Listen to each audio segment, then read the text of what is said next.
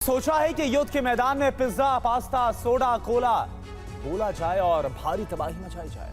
खाने पीने की चीजों का भला युद्ध से कैसा कनेक्शन? लेकिन यूक्रेन में इन चीजों का इस्तेमाल रूस में तबाही मचाने के लिए किया गया है। एक स्पेनिश लड़ाके की डायरी से सनसनीखेज खुलासा हुआ है, जिसमें vodka, juice, pizza, pasta, Fanta, coffee जैसे नाम बकायदा मेंशन है। लेकिन जब उनका राज खुला तो क्रेमलिन में कोहराम मच गया। आखिर क्या है सीक्रेट कोड नेम का पूरा ये गेम? इस एक्सक्लूसिव रिपोर्ट में आप देखिए।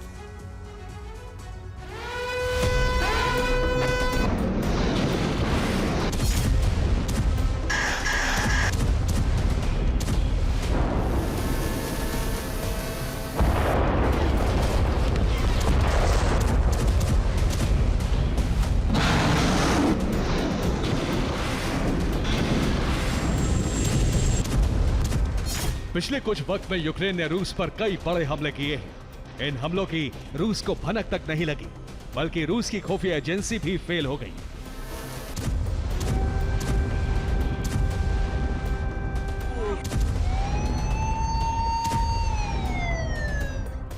ये सब कुछ यूक्रेन की खास कोड लैंग्वेज की वजह से हुआ है।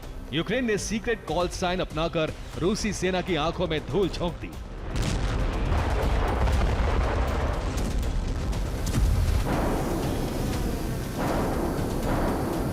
स्पेनिश मर्सनरी की डायरी से कोड का खुलासा हुआ है, जिसके बाद से रूस ने यूक्रेन के हमले रोकने शुरू कर दिए।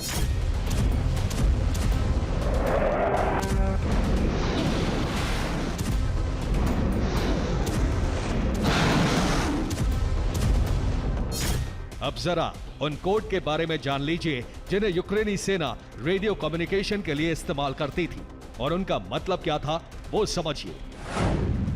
वोडका यानी इन्फेंट्री, सोडा यानी एविएशन, फैंटा यानी आर्टिलरी, पिज्जा यानी ड्रोन, जूस यानी स्नाइपर, कॉफी यानी मशीन गन, पास्ता यानी ग्रेनेड लॉन्चर, कोला यानी हेवी आर्टिलरी।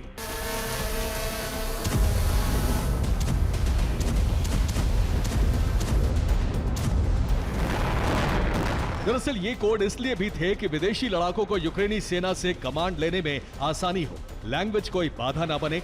इस तरह के कई कोड वर्ड यूक्रेन में अलग अलग देशों से आए मर्सिनरी इस्तेमाल कर रहे हैं, जिसका खुलासा स्पेनिश लड़ाके की डायरी से हुआ है।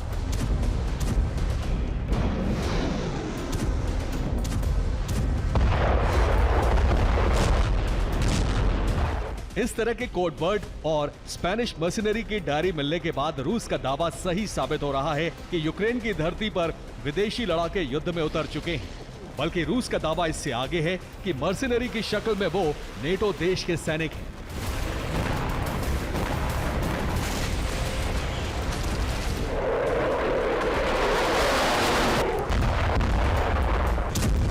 अगर रूस का दावा सही है तो रूस अब नेटो देशों पर हमला कर सकता है,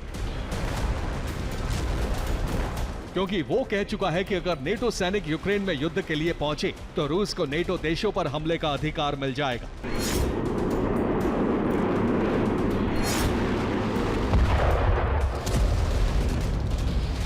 यानी वो वक्त आ चुका है जब यूरोप में नेटो वर्सेस रूस शुरू होने वाला है। इसका मतलब तीसरे विश्व युद्ध की दस्तक तो नहीं।